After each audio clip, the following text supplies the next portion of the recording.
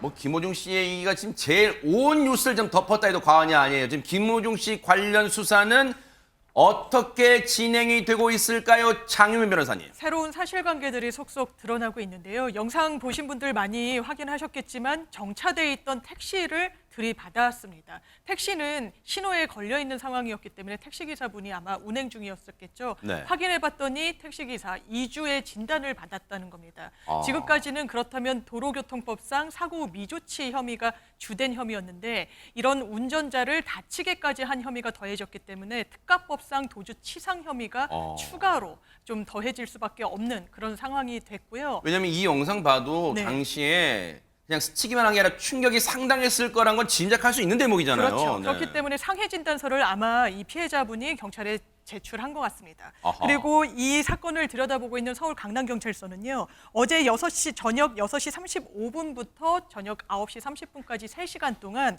김호중 씨의 주거지 그리고 소속사 대표인 이광득 씨의 주거지와 소속사 사무실에 대한 압수수색을 단행했고 이 과정에서 김호중 씨가 평소 사용하는 휴대전화도 확보한 것으로 전해지고 있습니다.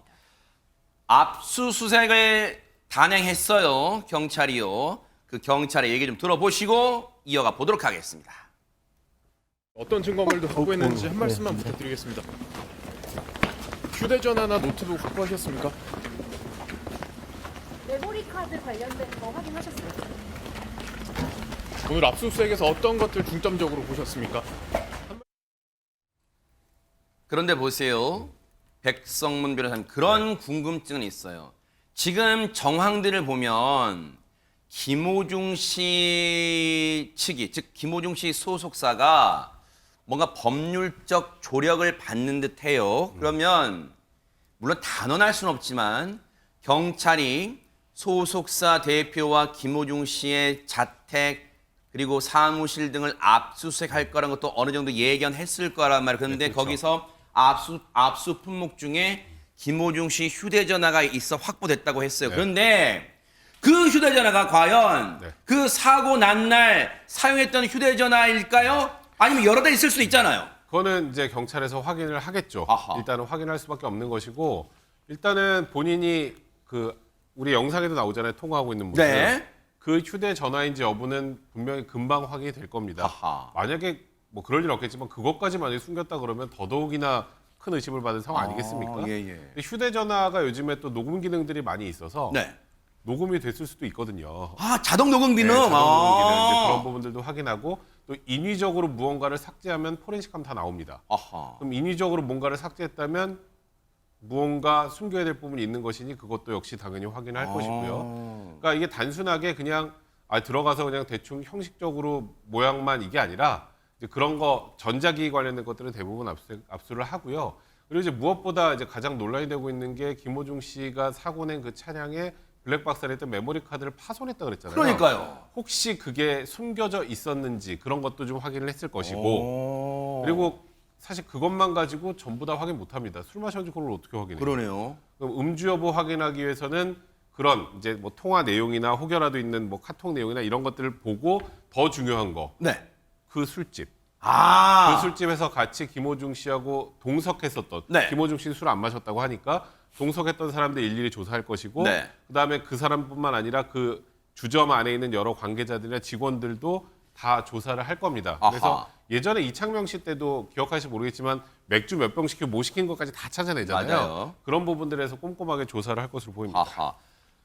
김호중 씨가 저렇게 사고 후 미조치, 즉 택시를 앞바퀴가 붕 들릴 정도로 들이받고도 아무런 조치를 하지 않은 게 안진용 기자님 지난 9일 밤이었잖아요. 근데 그런 생각이 들어요. 그러면 김호중 씨는 당시에 어디서 오는 길이고 그러면 그 전에는 어떤 행동을 하고 있었는지 막 그게 궁금했는데 그런 영상들이 지금 하나둘씩 나오고 있다면서요. 네, 맞습니다. 이 사안이 수면 위로 올라온 게 불과 사흘 전이거든요. 네. 근데 너무 많은 이야기가 나오기 때문에 많은 분들이 헷갈려할 수 있습니다. 그래서 그 사건 당일날 밤의 행적을 저희가 영상을 통해서 하나하나 시간대별로 정리해드리겠습니다. 네네. 영상 보면서 아하. 말씀드리겠습니다. 네네네. 자, 지난 9일 밤입니다. 서울 강남현 유흥주점 앞인데요. 지금 김호중 씨가 지나가는 모습입니다. 어허. 일행과 함께 유흥주점에서 나오는 김호중 씨인데요. 일행의 배웅을 받으며 차에 저렇게 조수석에 오릅니다. 그리고 대리운전 기사가 운전하는 김호중 씨의 차는 이렇게 출발을 합니다. 자, 그리고 김호중 씨 다음 서울 강남에 있는 집에 귀가를 했고요. 그 다음에 지금 나오는 차량은 다른 차량이에요. 50분 만에 다시 집을 나섭니다. 그리고 흰색 SUV를 직접 몰고 또 다른 술집으로 향하는데 그러다가 저렇게 맞은편 차선 택시를 들이받고 별다른 조치를 취하지 않고 그대로 달아납니다.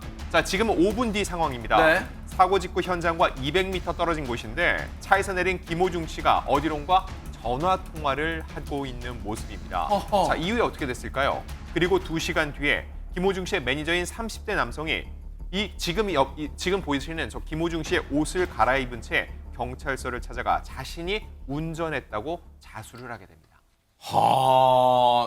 지금 보면요.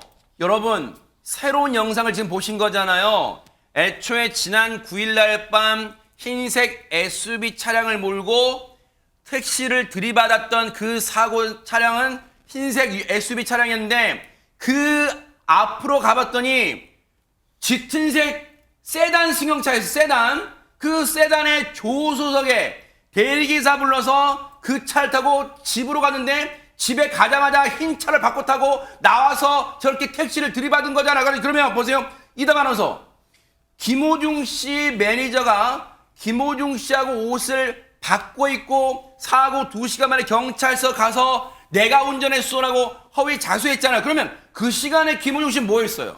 김호중 씨 매니저가 또 있습니다. 지금 매니저가 이 사건에 등장하는 사람이 3명인데요. 어허. 또 다른 매니저와 함께 이 현장을 찾아온 매니저와 함께 자택이 아니라 강남에 자택이 있는데요. 네. 근처에 있는 자택이 아니라 11km 떨어진 구리에 있는 한 모텔로 향합니다. 어허. 이 구리에 있는 모텔이 이 매니저의 집 근처라고 알려져 있습니다. 네. 그래서 아마 그쪽으로 간 것 같아요.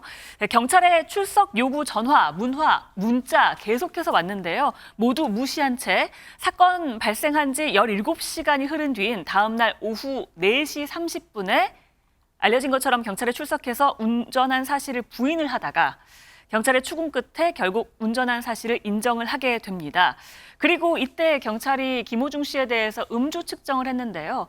방금 말씀드렸다시피 사건 발생한 지 17시간 뒤입니다. 그렇기 때문에 유의미한 결과는 나오지 않았습니다. 지금 김호중 씨 측에서 장유미 변호사님 거듭 막 강조하고 있는 부분이 있잖아요. 뭡니까? 있죠. 그건 바로 술을 전혀 마시지 않았다는 겁니다.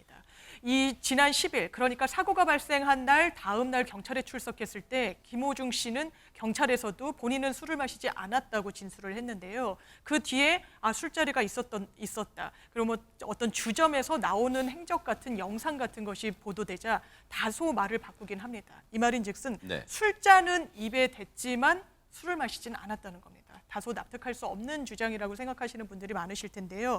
이런 주장은 비단 김호중 씨만 하고 있는 게 아닙니다. 김호중 씨의 소속사 대표인 이광득 씨 역시 김호중 씨가 내가 포함된 일행과 함께 유흥주점에 방문한 것은 맞지만 술은 마시지 않았다고 거듭 주장을 했고요. 유흥주점에서는 술이 아닌 차 음료를 마셨다고 덧붙였습니다. 하하. 유흥주점에 간 건 맞지만 술이 아닌 차 음료를 마셨다는 거예요. 그러면 보통 유흥주점에서 차 음료도 팔고 그럴까요? 관련 얘기 들어보시고 이어가 보도록 하겠습니다. 그 뭐 술도 있고 한데 차도 혹시 여기에 제공이 되나요? 저희는 원래 없죠. 뭐 사다 달라면 편의점에서 사다 줄 수도 있죠. 없어요. 원래는 가게에 들어오지만. 원래 그 상표에 차 음료가 있어요. 뭐 구체적인 상표니까 저희가 말씀드릴 수 없지만 편의점이나 슈퍼마켓에서 흔히 살 수 있는 그 차 음료, 여러 가지 차 들어갔던 그런 뜻의 차 음료예요. 그 차 음료를 마셨다는 거예요. 이게 소속사 측에서 밝힌 거예요. 그 차 음료를 마셨을 뿐이다, 김호중 씨가. 그러면 우리 기자가 지금 우리 장가희 기자 가서 유흥주점 가서 물어본 거예요. 그 차 음료를 여기서 팝니까? 그런 건 없대요. 그런데 손님이 원하면 사다 줄 수는 있대요. 좋아요. 100번 양보해서 그러면 그 차를 요청해서 사다 줘서 마셨다고 쳐요. 그러면 보세요. 안준영 기자님. 대리기사를 왜 불러요? 술은 입에도 안 했다는 대리기사. 앞서 영상 보면 대리기사가 오고 조수석에 김호중 씨가 짙은색 세단에 타는 게 보였잖아요. 그럼 왜 대리기사를 부를까요? 네, 사람들이 이제 상식적으로 생각을 할 때 저렇게 대리기사가 운전을 하고 본인이 조수석에 탈 때는 통상적으로 술을 마셔서 부탁한 게 아니냐 할 수 있는데 이거에 대해서 김호중 씨 측의 설명은 당시 술은 안 마셨지만 피곤했다는 겁니다. 그리고 저 유흥주점에서 이런 대리운전 서비스를 해주고 있기 때문에 피곤한 김호중 씨를 대신해서 운전대를 맡겼다는 거죠. 그런데 아까 저희가 영상에 보여드렸지만 50분 후에 본인이 다시 차를 갖고 나오는데 아니 피곤해서 대리운전을 시켰던 사람이 50분 후에 직접 운전을 하고 나가는 거 역시 상식적으로는 앞뒤가 맞지 않느냐라는 지적이 나올 수밖에 없는 겁니다. 와, 근데 이 사건은 전해드리면 전해드릴수록 되게 신기반기한 게 많아요. 어떤 유흥주점이길래 이다만 손님이 피곤하시니까 대리기사 서비스를 그냥 제공해줘요. 술도 안 마셨는데 막 어딘지 되게 궁금하실 것 같아요, 시청자분들이. 네, 이게 강남 청담동에 있는 한 고급 유흥주점이라고 합니다. 실제로 회원제로 운영이 된다고 하는데요. 그래서 대리기사가 운전해 준 건 유흥업소의 의전 서비스였다라고 주장을 하고 있잖아요. 근데 실제로 뭐 VIP들 중에서 집이 좀 가까우면 음주를 했든 안 했든 음주와 무관하게 대리운전을 해주고 있다라고 설명을 했다고 합니다. 네. 그래서 김호중 씨도 음주를 하지 않았지만 대리운전을 해준 거다라고 주장을 하고 있는 거죠. 아, 그래요? 그래요. 다 피곤하면 그럴 수 있어요. 피곤하면 운전도 손 하나 까딱하기 싫을 수 있어요. 그래서 유흥업소에서 유흥주점에서 아주 VIP 고객이니까 의전 서비스. 자, 그냥 타세요. 편하게. 저희 대리기사님이 해드릴게요. 운전. 자, 피곤해서 운전도 못해서 지금 집에다 바래다 줬으면 집에서 푹 쉬면 될 일이지 왜 50분 집에 도착하니 50분도 안 돼서 흰색 SUV를 몰고 어디로 가는 길이었을까요? 안진영 기자님. 네, 귀가 후에 또 다른 술자리에 참석하기 위해서 차를 몰았다라고 얘기를 하고 있습니다.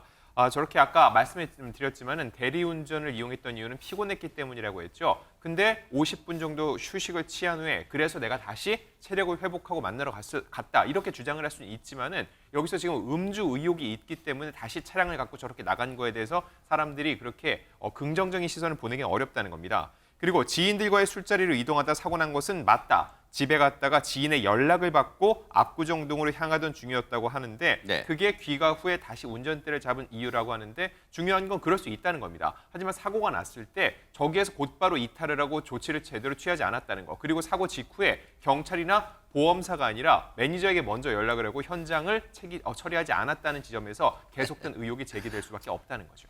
그래요. 집에 갔다가 다시 막 원기 회복돼가지고 그리고 나올 수 있어 쳐요. 나와서 차를 몰았다 쳐요.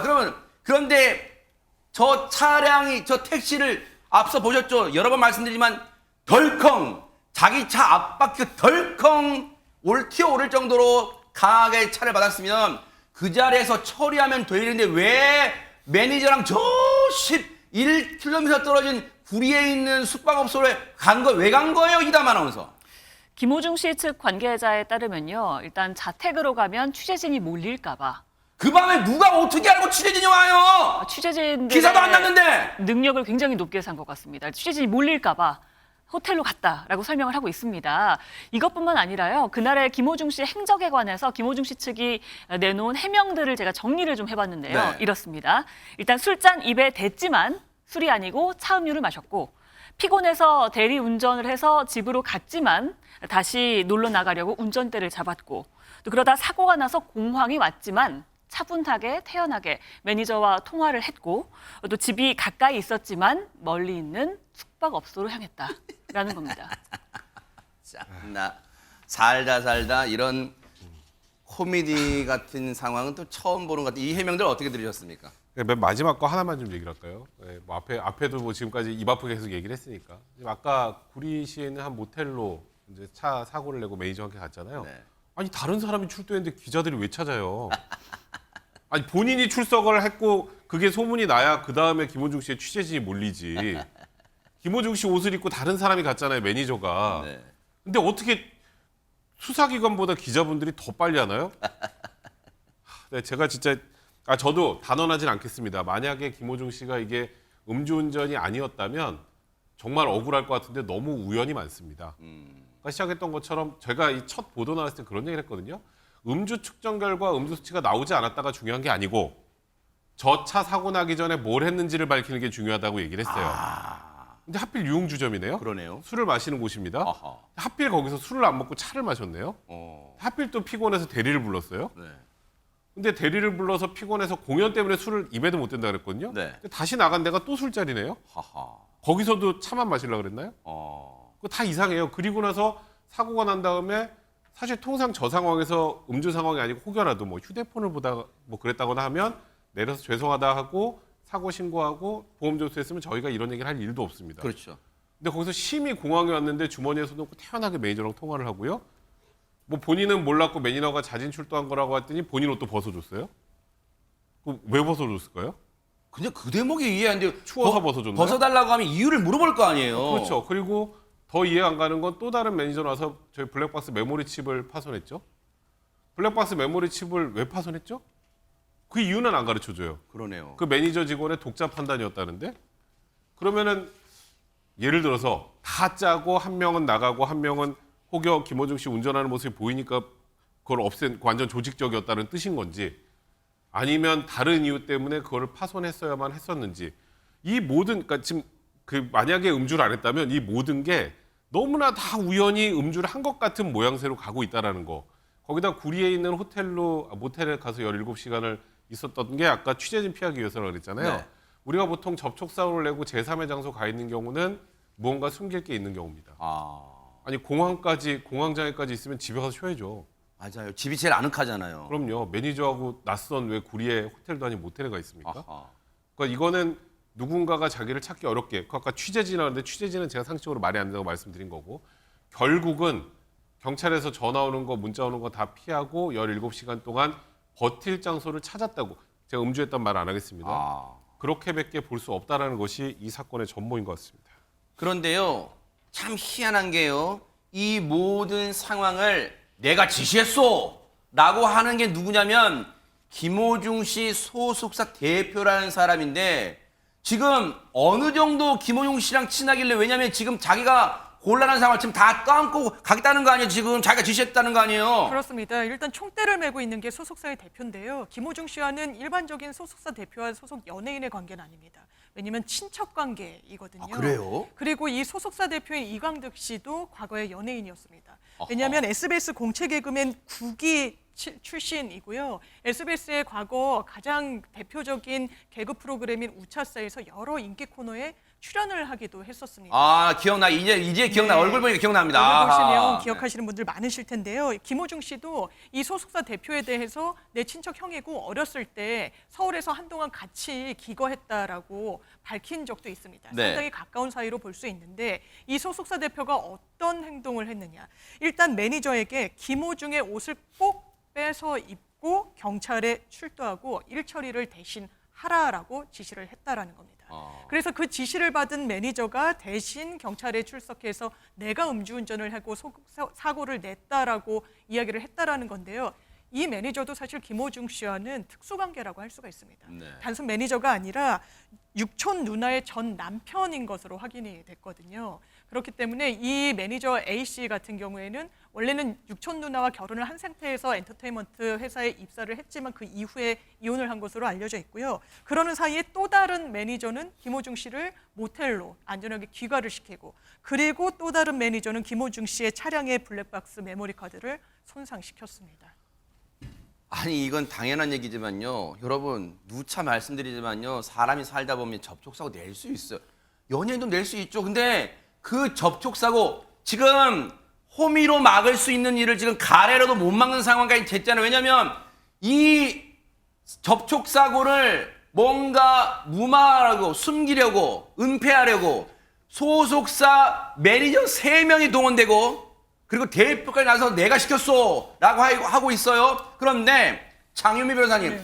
당시에 소속사 대표 말은 당시에 사고가 났을 때 김호중 씨가 공황 상태였다는 거 아니에요? 그러면 그 태연하게 전화 받는 건 어떻게 설명하는 거예요? 사실 이해가 잘 되지 않는 부분이 있죠. 처음에 왜 사고 직후에 제대로 된 조치를 하지 못하고 경찰에 신고하지 못했느냐라고 했을 때 소속사 대표가 내놓았던 해명은 김호중 씨가 공황장애가 있기 때문에 그 상황에서 정확한 판단을 하지 못하고 현장을 이탈했다라는 취지로 이야기를 했습니다. 네. 그런데 그 뒤에 확보된 CCTV 영상을 보면 그 주장과는 상당히 거리가 있어 보입니다. 왜냐하면 사고를 낸 지 5분 정도 지난 후에 포착된 김호중 씨는 굉장히 침착해 보입니다. 그리고 200m 정도 떨어진 곳에 차를 내리고서는요, 본인이 내린 다음에 전화 통화를 하는데 이 부분이 정말 당황해서 정확한 판단을 하지 못해서 현장을 이탈했다라고 보기에는 이 주장이 좀 맞지 않는다는 의견이 많이 나옵니다. 당시에 사고가 났을 때 심한 공황 증상이 왔다는 게 소속사 대표의 설명이었는데,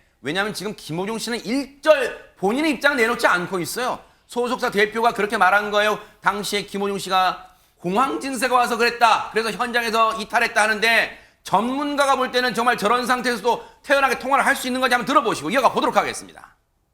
일단 공황이 오게 되면은 대체적으로 숨이 굉장히 차요. 그래서 숨쉬기가 너무너무 힘들어요. 굉장히 어지럽고 서 있기가 힘들거든요. 그러면은 가다가 뭐 쪼그려서 전화를 한다든가 그런 부분이 있을 가능성이 높은데, 일단은 김호중님의 표정 자체를 볼 수 없기 때문에. 그러네요. 조금 아쉬운 점은 저 CCTV 상으로 김호중 씨의 표정은 잡히지가 않기 때문에 그 부분 조금 아쉽긴 합니다. 어쨌든 최명기 원장님의 얘기로는 숨이 차니까 제대로 서 있을 수 없기 때문에 보통 만약 통화를 한다 하더라도 쪼그려 통화하는 게 일반적인데, 일단은 김호중 씨는 영상 속에서 태연하게 걸어가면서 통화를 하고 있는 모습을 이 CCTV에 포착됐어요. 그런데 김호중 씨가 그러면 시청자분들이 궁금하실 것 같아요. 안진용 기자님, 공황 증세라는 게 갑자기 막 생길 수도 있지만 예전부터 앓고 있을 수도 있고 하는데, 그럼 예전에 앓고 있었어요? 실제로 많은 연예인들이 공황장애를 호소해 오고 있습니다. 그래서 과거 이런 예능이나 나와서 이런 걸 호소할 적이 있는데 김호중 씨는 그런 적은 없습니다. 그런데 소속사 입장은 2020년부터 공황장애를 알아왔고 또 주기적으로 치료를 받아왔다는 거죠. 이번 사건 외에도 김호중 씨가 여러 구설들이 있었는데, 그래서 개인적으로 구설이 생겼을 때 오래전부터 공황장애가 있었고 치료를 받았다는 겁니다. 그리고 최근 증세는 잘 모르겠지만 이번 사고와 함께 다시 증상을 보인 것 같다는 건데, 이번 사고가 발생한 직후에 공황장애가 또 발생했을 가능성을 완전히 배제할 수는 없습니다. 그런데 그렇게 했을 때 본인이 전화통화는 또 태연히 나누는 것 같은 모습을 보인다는 거, 이게 전문가들이 볼 때도 공황장애가 나타났다 안 나타났다 단정 지을 수는 없지만 대중들은 이걸 봤을 때 상식적으로 공황장애가 온 사람이 저렇게 행동을 하는 게 맞느냐라는 의심의 시선을 거두기가 어렵다는 겁니다.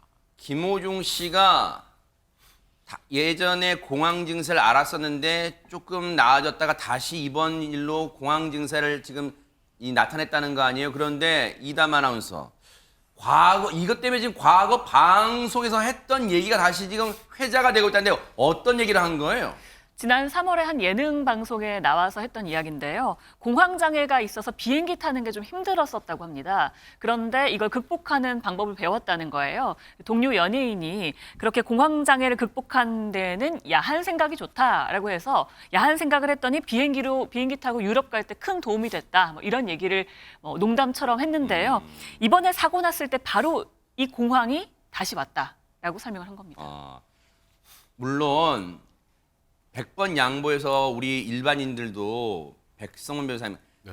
사고 같은 걸 내면 많이 놀랄 수는 있잖아요. 그래서 이제 뭐 공황 증세가 다시 올 수도 있어요. 뭐 그게 안 온다고 단정할 수는 없으니까. 그런데 공황 증세가 다시 왔다 하더라도 지금의 이 김호중 씨가 보인 행동, 조치, 그러니까 사고 후 아무런 조치도 않고 간 거, 이게 지금 용서받을 수 있는 건 아니잖아요. 전혀 아니죠. 실제로 공황장애 증세가 왔다고 하더라도 사고를 수습하는 것과는 별개 문제입니다. 어허. 그리고 사실 조금 전에 우리가 영상 본 것처럼 저도 저렇게 태연하게 전화를 하고 있지만 공황 증세가 아니라고 단언하진 않겠습니다만, 만약에 이제 이 사건이 재판까지 가야 되는 상황 당연히 되겠습니다만, 재판부가 저 영상을 보고 김호중 씨가 너무 당황해서 사고를 미처 수습할 수 있는 그런 정도의 상황이 아니구나라고 느낄까요? 아니, 지금 사고 나서 전화를 해서 이 사고 상황을 어떻게든 수습하려고 하는 모습을 보이는데, 그거는 경찰에 통화를 하든 그 피해 당사자하고 얘기하면서 충분히 할 수 있는데 다른 사람과 전화하고 있잖아요. 아하. 그러니까 뭐 실제로 공황장애 증상이 발병을 했는지 아닌지 제가 잘 모르겠습니다만, 일단 저 장면만 봐서는 그게 뭐 당연히 면접은 아니고 뭐 심신미약이나 감형의 사유가 되기도 어려울 것 같습니다. 네. 그러면 시청자의 궁금증이 꼬리에 꼬리를 물 거예요. 장윤미 변호사님. 네. 그러면 저 사고 직후 사고가 난 곳으로부터 한 200m쯤 떨어진 곳에 차를 세우고 누군가 통화를 하는 모습이 CCTV에 포착됐잖아요. 그럼 그때 누구와 통화를 한 걸까요? 일단 여러 차례 통화를 했을 가능성도 있기 때문에 그 영상 속에서 전화를 할 당시에 누구인지는 정확하게 짚어낼 수 없을지 모르지만 그럼에도 불구하고 그 위급한 상황에서 전화를 걸었던 사람이 한 명 있긴 합니다. 어허. 그건 바로 본인의 소속사 매니저였는데요.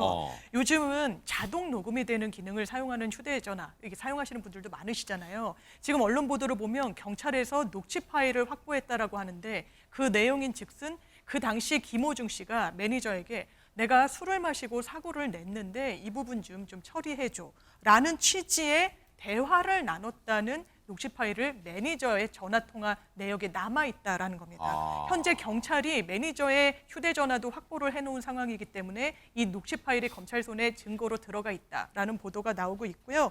그 이후에 매니저들 중에 한 사람이 실제로 경찰에 출석을 하고 옷까지 바꿔치고 입었기 때문에 이 통화 내역은 앞으로의 수사에 있어서도 굉장히 중요한 증거 자료가 될 수밖에 없어 보입니다. 지금 백성원 변호사님. 네.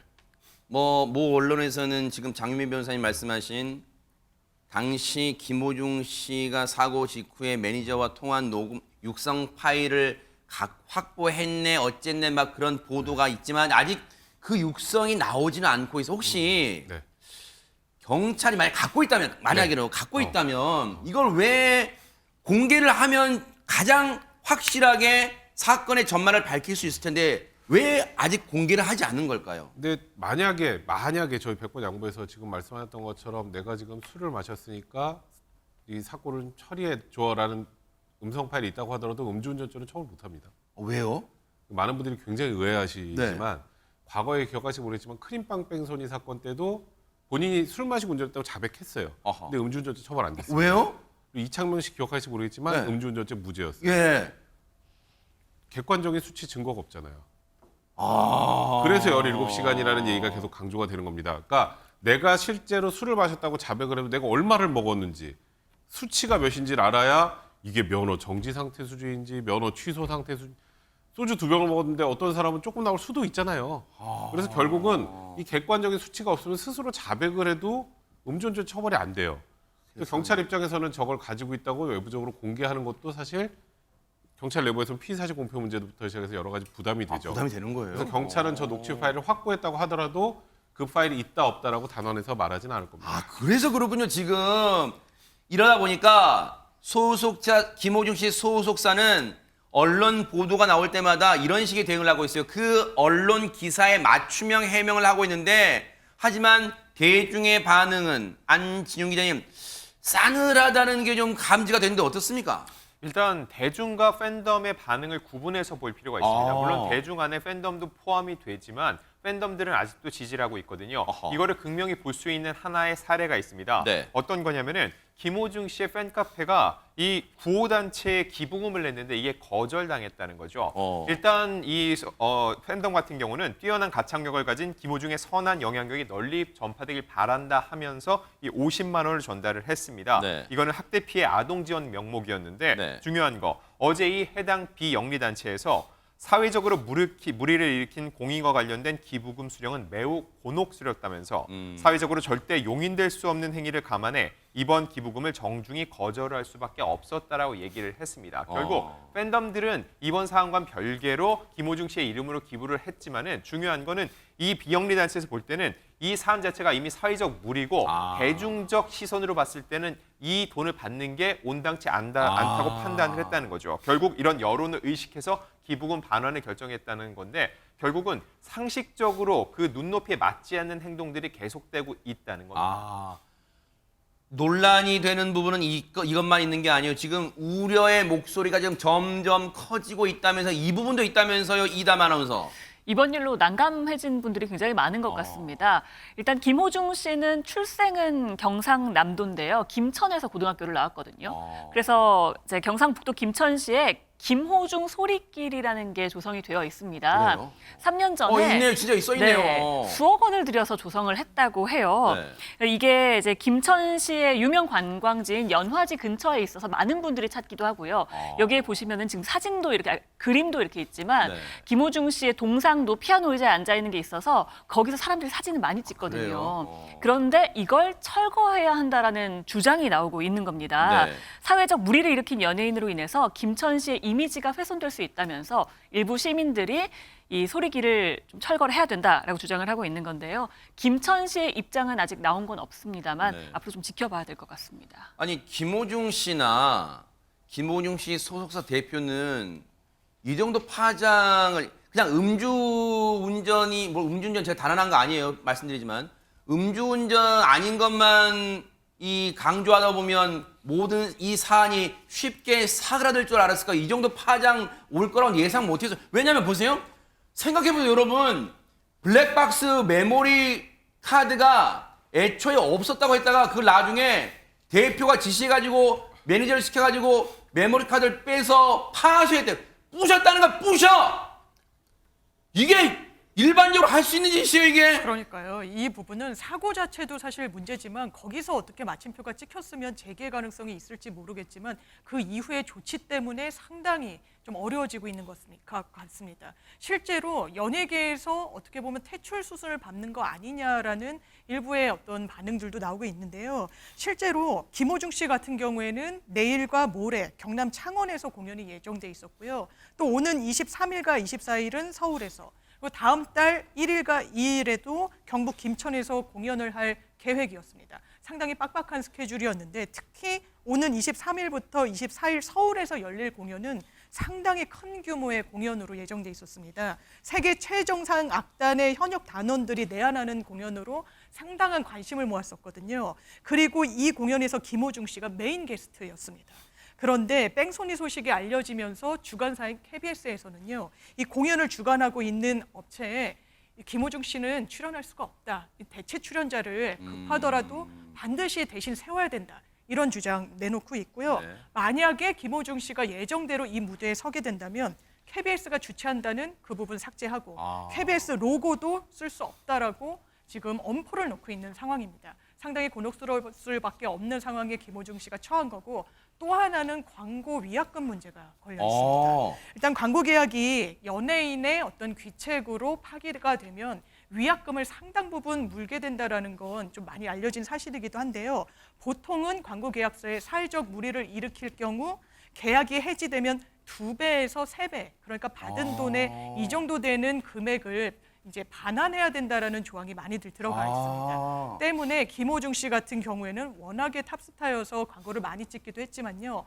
이 수치로 봤을 때 한 건당 많게는 수억 원을 또 지불해야 되는 그런 상황에 처할 수도 있다는 분석이 나옵니다. 물론 가능성이지 아직 뭐 일어난 건 아니지만 그럴 가능성으로 대두가 되고 있는 거예요. 그런데 보세요. 안진용 기자님. 앞서 저희가 이제 김호중 씨의 공연 스케줄표를 제가 쫙 보여드렸는데 당장 내일과 모레에 경남 창원 콘서트가 있어요. 아니 그러면 시청자분들이 그런 생각 하실 것 같아요. 안진용 기자님.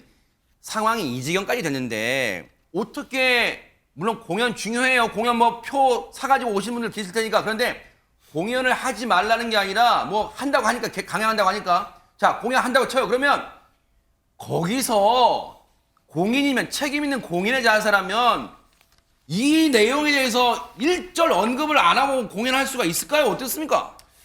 내일 공연은 열릴 거고요. 그리고 이 자리에서 어떤 형식으로든 김호중 씨가 입장을 낼 것으로 보입니다. 근데 이런 공연 관련해서 소속사의 입장은 양갈래입니다.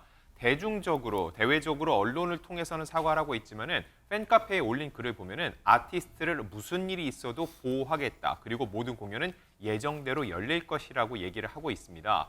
이게 가능할까 생각할 수 있는데 팬덤들은 아직도 지지를 하고 있다는 거죠. 이 6월 김천 공연 같은 경우는 제가 오늘 아침에도 해당 사이트에 들어가 봤는데 매진입니다. 이틀 공연이 만석이 넘는데 매진 상태는 거죠. 결국 김호중 씨를 찾는 팬들의 마음은 그대로라고 했을 때 이 공연을 취소한다고 하면은 단순히 환불해서 그치지 않고 이에 따른 위약금도 모두 물어야 된다는 거죠. 이런 천문학적인 금액을 생각해 봤을 때 공연을 지금 비판을 받더라도 강행을 하는 것이 금전적으로 이익이라는 판단을 했을 것으로 보이고요. 네. 그리고 다음 주에 열리는 주중 공연 같은 경우는 해당 방송사에서 대체자를 찾아보라고 했는데 사실상 일주일도 남지 않은 상황에서 대체 가수를 찾는 건 사실상 어렵습니다. 게다가 또 김호중 씨의 대체자라는 얘기를 듣고 여기 들어올 수 있는 가수가 누가 있을 생각하면 그거 역시 쉽지 않고 김호중 씨가 하차를 한다고 하면은 상당표가 또 취소가 들어올 수 있습니다. 이런 것들을 고려해 봤을 때 아무리 주최사인 방송사에서 그걸 요청을 해도 주관사 입장에서는 김호중 씨를 지금 상황에서 내친다는 것은 사실상 쉽지 않아 보입니다.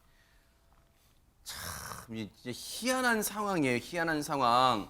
앞서 그 소속사 입장 중에 아티스트를 지킨다 어쩐다 그 내용 좀 보여주세요. 백성원 변호사님, 저는 어제도 그 얘기했지만 이 소속사 측의 이 입장을 읽어보고요. 기가 찼어요. 아티스트 보호를 위해 최선을 다할 것이며 그 어떠한 경우에도 아티스트를 지킬 것을 약속드린다. 보통 이런 거는 김호중 씨가 억울한 일을 당했을 때나 쓰는 표현이죠. 이게 지금 억울한 일을 당한 거예요, 지금 김호중 씨가? 김호중 씨가 다른 거 다 안 했다고 해도 뺑소니입니다. 다 아무것도 술도 안 마시고 아무것도 안 했다 그래도 그러니까요. 뺑소니예요. 그리고 이게 처음에는 뭐 사고 미조치인 줄 알았지만 아까 저희도 영상에 보셨던 것처럼 꽤 사고가 컸기 때문에 택시기사분이 진단서를 제출해서 죄명도 바뀌었어요. 특가법상 도주치상입니다. 그것만으로도 사실 일단 도의적인 책임을 지는 게 일단 일반적인데 네. 그 이후에 본인이 설사 음주를 안 했다고 하더라도 어쨌건 본인 옷 입고 누군가는 거짓으로 자수를 하고 본인은 엉뚱한 뭐 구리시 모텔에 가 있고 17시를 지나서 출석을 하고 메모리 카드는 또 누군가가 부쉈고 근데 뭘 보호해요? 그러게 말이에요, 진짜. 아까 술을 안 마셨다는 게 억울해도 그 사이에 있었던 나머지 것들 지금 제가 말씀드린 것만 해도 이거는 대중들한테 용서받기 힘든 부분입니다. 네. 이거는 대중들에게 본인이 정말 잘못한 게 있으면 나와서 사죄를 하고 어떤 방식으로 돌파할 생각을 해야지 지금 김호중 씨는 보이질 않잖아요, 지금. 그러니까요. 지금 뭐 소속사 대표 얘기, 뭐 매니저가 이랬다, 소속사 대표는 내가 총대를 맸다 이런 얘기 나오지만 김호중 씨가 정작 본인이 소위 말해서 사고를 내고 간 것에 대해서 지금 사과라도 한마디 했습니까? 아하. 저는 지금 이 소속사 얘기가 대중들에게 오히려 화난데 불 더 붙이는 그런 효과밖에 주지 않을 것 같다는 생각이 듭니다. 좀 안타깝습니다. 요거 하나 백성문 변호사님께 가고 우리 안진영 기자님께 좀 얘기 여쭤볼게요. 앞으로 이제 이 사건은 뭐 당장 김호중 씨가 뭐 구속이 된다 그런 건 아니더라도 재판까지는 갈 거 아니에요. 그러면 김호중 씨 측에서도 뭐 변호사 선임하고 뭐 그런 대응 하지 않을까 싶은데 어떻습니까? 아마 대중들이 다 아는 분일 겁니다. 네? 방송에도 여러 차례 그러니까 출연은 아니고요. 네. 화면에 여러 차례 비쳤던 분입니다. 과거에 윤석열 대통령의 검찰총장 시절에 물러났을 때 직무대행을 했던 분 있죠. 네. 그 조남관 아, 변호사입니다. 예. 그러니까 검찰총장 직무대행 출신이었던 조남관 변호사가 서울 강남경찰서에 지금 선임계를 냈다고 하니까 허허. 뭐 거물 중에 초거물이죠. 허허. 물론 뭐 조남관 변호사님이 한다고 뭐 있는 게 없었던 걸로 되거나 하진 않겠습니다만 일단 가장 신뢰할 수 있는 변호사라고 생각을 해서 선임을 했다고 하는데 김호중 씨 측에서 뭐 예를 들어서 술을 안 마셨다고 계속 강변을 하잖아요. 이게 만약에 그냥 이제 저렇게 유명인이나 일반인이라면 음주는 한번 뺄 수 있겠다 이렇게 생각을 할 수도 있겠지만 대중들은 지금 술을 마셨다 안 마셨다가 아니라 김호중 씨 측에서 했던 이런 여러 가지 행동들을 언론을 통해서 다 보고 있기 때문에 네. 평가가 그러니까 법적인 잣대가 어떻게 나오느냐 문제가 아니라 대중들에 대한 평가가 끝났다는 거 그 부분을 꼭 좀 생각하셨으면 좋겠습니다. 와, 대박이네요. 접촉사고 났을 때 사과하고 보험 처리하면 됐을 일을 지금 검찰총장 대행 출신을 변호사로 선임해가지고 이걸 대응한다는 거. 와, 대박 사건이네요. 돈이 많긴 많은가 봐요. 어쨌든 최고의 변호사 쓴다는 거예요. 그런데 안진영 기자님, 이 상황 진짜 어떻게 봐야 되는 거예요? 대중들은 이해가 안 될 겁니다. 왜 이렇게까지 할까? 대중들이 이렇게 등 돌리는 게 안 보일까 싶은데 제가 볼 때는 대중들은 어찌 보면은 이미 그들의 안중에는 없다고 볼 수 있습니다. 왜냐면은 지금 요즘은 대중 가수라기보다는 팬덤 가수들거든요. 지금 팬덤들은 여전히 김호중 씨를 응원하고 있습니다. 결국 이 일로 처벌을 받더라도 팬덤이 공고하면은 그들을 기반으로 해서 자숙의 시간도 짧게 갖고 활동을 할 수 있다는 겁니다. 지금 팬덤이 김호중 씨를 여전히 믿는다고 얘기하는 거는 일종의 확증 편향이거든요. 본인이 원하는 것만 듣고 원하는 것만 취하고 있는 상황입니다. 그런 상황 속에서 팬덤이 유지되면은 연애 활동도 계속적으로 해갈 수 있기 때문에 지금 현재는 대중보다는 팬덤이 원하는 목소리를 계속 내기는 게 현재 김호중 씨 측에서 원하는 하나의 방법이 아닌가 싶습니다. 이 사건은요, 뉴스파이터가 눈 부릅뜨고 여러분과 함께 계속해서 따라붙어 보도록 하겠습니다.